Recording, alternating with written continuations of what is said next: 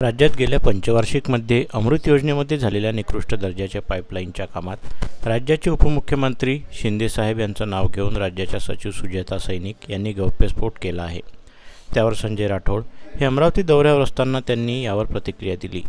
एकनाथ शिंदे मुख्यमंत्री असतानाचं हे प्रकरण नाही आहे, कारण मी यवतमाळमध्ये गेल्या अनेक वर्षापासून राजकारणामध्ये आहे, सामाजिक जीवनामध्ये आहे। लोकप्रतिनिधी म्हणून मी 25 वर्षापासून या ठिकाणी काम करतो आहे। कदाचित त्यावेळेस पालकमंत्री होतो आणि अमृत योजनेच्या माध्यमातून यवतमाळमध्ये जी पाणीपुरवठा योजना आली आणि अलाइनमेंटमुळे थोडंसं पाईप व्यवस्था व्यवस्थित टाकल्या गेली नाही, तेव्हा प्रेशरमुळे पाईपलाईन फुटली आणि शेतकऱ्यांना मोठ्या प्रमाणात नुकसान सहन करावं लागलं। जेव्हा जवळपास 50 लाख रुपयांचे शेतकऱ्यांची नुकसान भरपाई आहे ती देण्याच्या संदर्भात भूमिका आम्ही सर्वांनी घेतली होती आणि त्यावरून माननीय हायकोर्टाने त्या संदर्भात उल्लेख केलेला आहे। आणि जेव्हा मला वाटते की माननीय मुख्यमंत्री एकनाथ शिंदे साहेब हे हायकोर्टाचे स्पष्ट आदेश आल्यानंतर त्या संदर्भात सध्या बोलता येणार नाही। माननीय उच्च न्यायालयाने आता हे प्रकरण उच्च न्यायालयामध्ये चालू आहे, त्यामुळे न्यायालयाचे आदेश आल्यानंतरच त्याबद्दल बोलता येईल, असे संजय राठोड म्हणाले।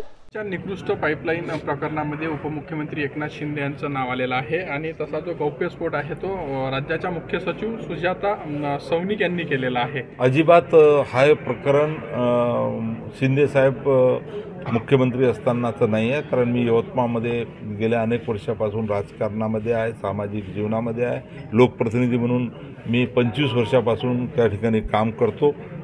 कदाचित मी त्यावेळेस पालकमंत्री मीच होतो आणि अमृत योजनेच्या माध्यमातून यवतमाळमध्ये जे पाणीपुरवठा योजना झाली आणि अलाइनमेंटमुळे थोडंसं पाईप व्यवस्था व्यवस्थित त्या ठिकाणी टाकल्या गेली नाही आणि पाईप जेव्हा प्रेशरनी फुटले तेव्हा शेतकऱ्यांचं मोठ्या प्रमाणात नुकसान झालं आणि तेव्हा जवळपास 50 लाख रुपयाचं शेतकऱ्याची जी नुकसान भरपाई आहे ती देण्याच्या संदर्भात भूमिका आम्ही सर्वांनी घेतली होती आणि त्यावरून माननीय हायकोर्टाने त्या संदर्भात थोडंसं उल्लेख केलेला आहे आणि तेव्हा मला वाटते की माननीय मुख्यमंत्री एकनाथ शिंदे साहेब नव्हते।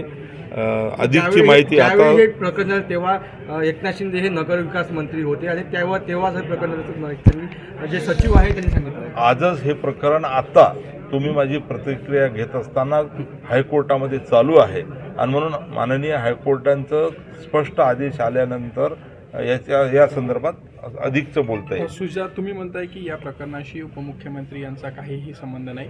सुजाता सैनिक यांनी जो गौप्यस्फोट केलेला आहे तो चुकीचा आहे असं म्हणायचं का? नाही, मला या संदर्भात आता अधिक बोलता येणार नाही, कारण माननीय उच्च न्यायालयामध्ये आता हे प्रकरण चालू आहे। आता म्हणजे आपण मला प्रश्न विचारत असताना सुनावणी तिकडे चालू आहे।